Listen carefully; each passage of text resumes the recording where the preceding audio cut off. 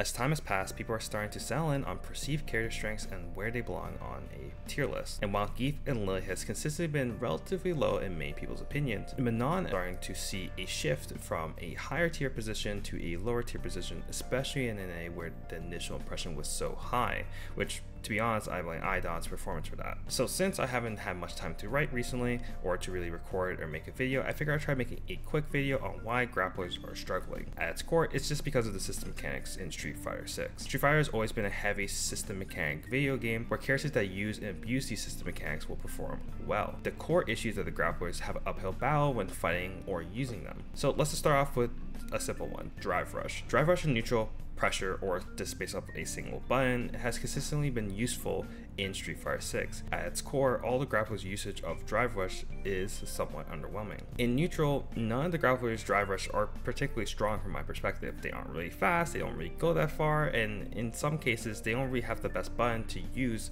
off them. Another useful tool to have is a long-reaching low, such as a crouching medium kick into Drive Rush to catch people walking back. This is a really efficient way of using Drive Rush because it's a one-button hit confirm. Really, you just buffer in the Drive Rush. If it lands, perfect. You get a combo, some corner carry. If it doesn't land, well, you just get some pressure. While not every strong character has this type of tool, let's say Guile or DJ come to mind, none of the grapplers have this as well, which significantly hurts their ability to remount offense off a neutral poke. If they do have a far-reaching normal they can use, Drive Reversal is so powerful against this type of offense that because you're trading 2 to 3 bars, which forces them to play back in neutral where grapplers typically don't want to be. In all fairness, this weakness is, from my perspective, fair. While other characters can use Drive Rush to augment their neutral game plan, more stiff and rugged neutral has always been a hallmark of the grappler archetype. They should have a hard time getting in. Another aspect of the system mechanics giving them a hard time would be how Drive and Super Gauge work. Because of how the system is designed, grapplers will always find themselves deficient in resources. Let's take Guile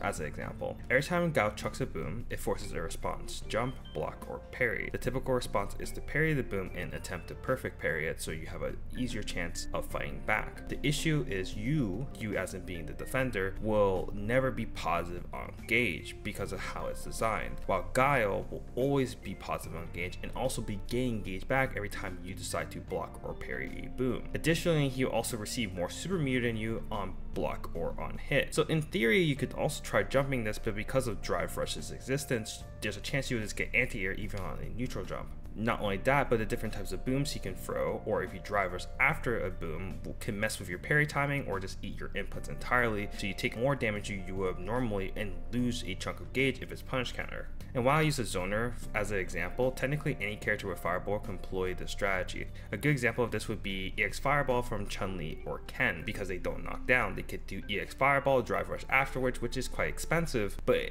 if you were to mess with their parry timing, as in the defender's parry timing, the defender suddenly gets hit, takes punch counter damage, and loses drive gauge, while also getting hit by a full combo into a corner carry, and then being forced on defense where the grappler in this particular situation doesn't want to be on. Lastly, and really short one in this regard as well, I don't believe any of the grapplers have a really efficient way of using their meter or gauge, I should say. Outside of punch counter starters, most of their combos with drive don't really do that much damage in the first place or leave them in a favorable position afterwards. A lot of times these grapplers are getting a lot of their strikes up close with light buttons and light starters. They don't really get much damage at all from these strikes. So because they don't necessarily get a solid knockdown, even if they get a knockdown in the first place, because they don't get a solid knockdown, or even if they get a knockdown, they have to spend additional bar potentially to chase. Also, just in general, I believe that their supers are typically weaker in utility. Evil 1 is horrendous for a anti-air super. Lily's level 1 super, while having really good damage, it's very slow, so it's poor on defense, and level 3 is extremely limited. And I think Manon really, out of the 3 grapplers, have probably the best overall coverage in her supers, realistically.